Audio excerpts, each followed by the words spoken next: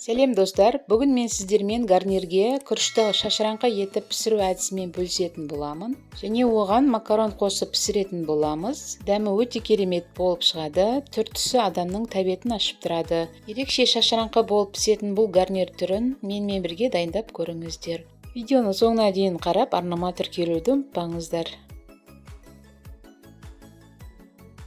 Алдымен оған жоғарғы сұрыпты кез келген ұсақ макарон керек болады. Және күріш керек болады.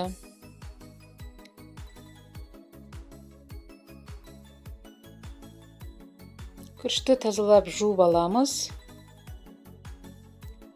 Қазанға керекті мөлшерде сұйық май құйып қыздырамыз. Бірінші макаронды салып қуырамыз. Үзбей қызарғанша араластырып тұруымыз қажет.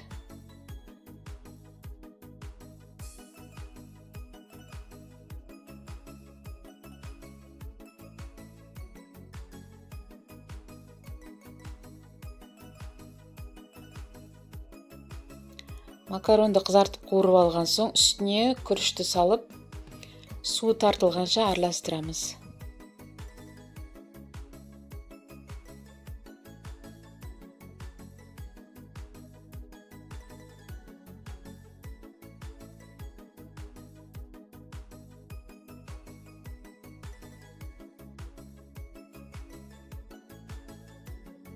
Бір ас қасық тұз саламыз.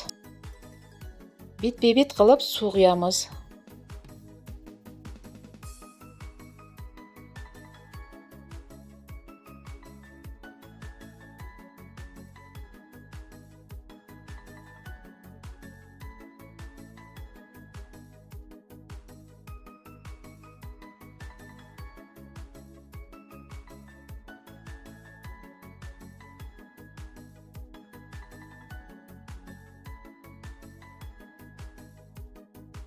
Қатты қайнаған соң отын басып, қақпағын жауып, піскенше 15-20 минут бұқтырамыз.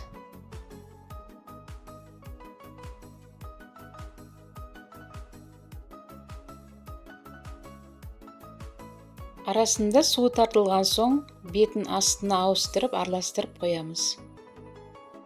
Рецептің құрамын сипаттама бөлімінен таба аласыздар. Және қалауыңызша көбейтіп жасауыңызға болады.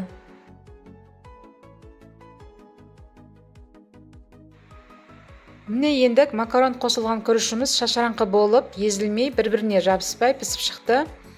Ерекше гарниріміз дайын болды. Сіздер де жасап көріңіздер, сіздерге ас болсын.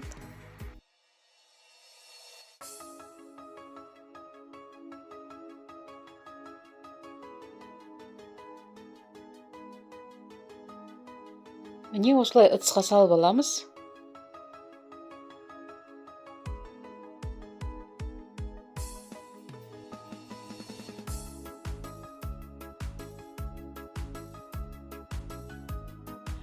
Бұл гарнирді кез келген тұздықпен ұсына беруге болады, яғни жей беруге болады. Дайындап көріңіздер. Видеом ұнаса лайк басып, арнаға тіркелуді ұмытпаңыздар. Сіздермен болған Айнұр, баршаңызға сәттілік.